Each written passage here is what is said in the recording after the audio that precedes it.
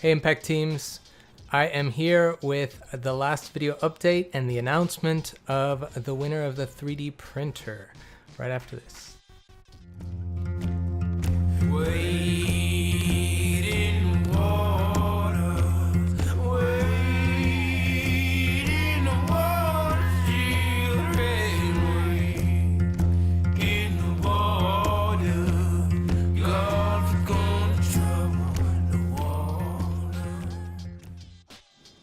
So, after a lot of, going through all of the files and everything that people have sent, and seeing y'all's booths at Confluence, we've come to a decision about who is going to get the 3D printer.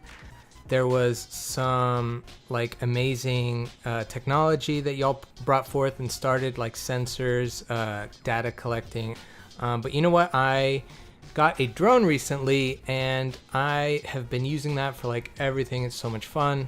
And I'm going to use that to actually announce who the winner is with a little bit of suspense. So here we go. I'm just going to record my voice while in editing and post. I will actually put the video up and it should be, big wide shot of a park, and you're slowly zooming in. Somewhere down there might be the answer of who won the challenge this year, the Impact Challenge. Which team is going to be winning this 3D printer? And I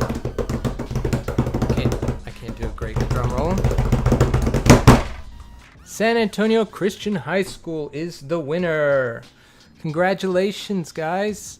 I said it, it was hard to choose who was the winner, but really the team succeeded because they just from day one they really were all about it, always giving feedback, always asking questions, posting stuff on the Hackaday, and there was a lot of great projects out there. The sensors were amazing. They were really something that we want to utilize from here on out.